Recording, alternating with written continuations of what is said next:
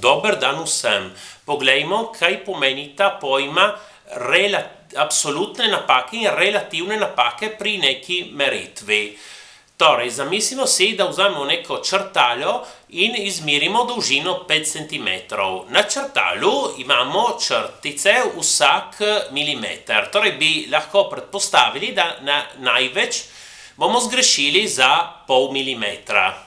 Torej, naša meritev bo 5 cm plus ali minus nič vejca, nič 5 cm, kar je pol milimetra.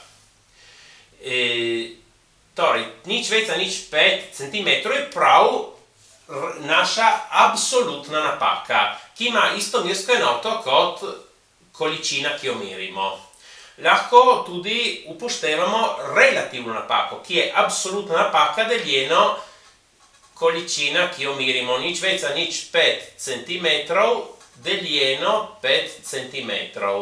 Centimetri se krajšajo, nič vejca, nič 5 deljeno 5 je nič vejca, nič 1 ali 1 odstotek, ker na drugem decimalnem mestu imamo enice odstotkov.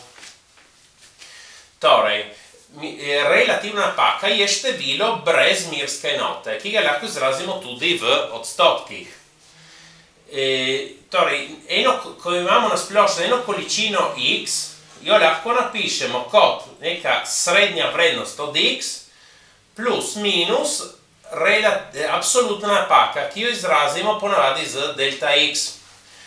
Lahko to napišemo tudi v neki drugi obliki. Izpostavimo tukaj srednja vrednost od x. Imamo 1 plus minus delta x ulomljeno srednja vrednost od x. Pomislite, če to pomnožimo s tem, tukaj ta dva se uničita, imamo delta x, sta prav enaka kot izraza.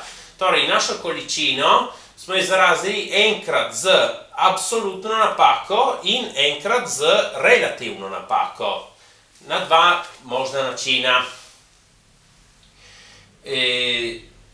Sedaj, kateri je realen pomen ene napake in druge napake?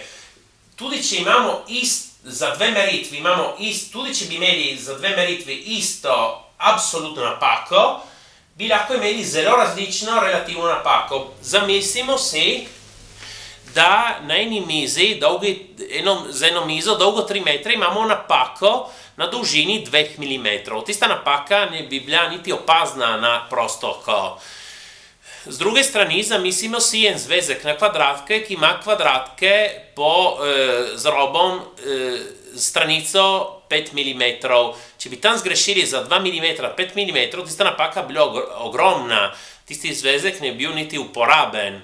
Torej, v obeh primerih imamo isto absolutno napako, ampak zelo različno relativno napako. Imajo torej prav pojmovno različen pomen. Sedaj, na splošno, ta argument je zelo težek za dijake, ker formule se zdijo zapletene mogoče. Ampak, če vi razumete pojme, ki stojijo za tem, kot to na primer, ki sem razložil, je vse zelo enostavno. Ker sedaj tudi, kaj se lahko napravi? Mi lahko delamo računske operacije med količinami, ki imajo vsaka svojo napako. Na primer, količine z napako lahko seštevamo, odštevamo, množimo, delimo. In v resnici pravilo je zelo enostavno. Pravilo je to, če mi seštejemo ali pa odštejemo dve količini, ki imata napako, absolutne napake se seštevajo. Če pa dve količini množimo ali delimo, relativne napake se seštevajo. Pravilo je samo to v resnici. Samo, ko se napiše, se zdi zapleteno. To bomo videli v nekaterih drugih videih. Dobro, prosim, všečkajte in vpišite se. Hvala.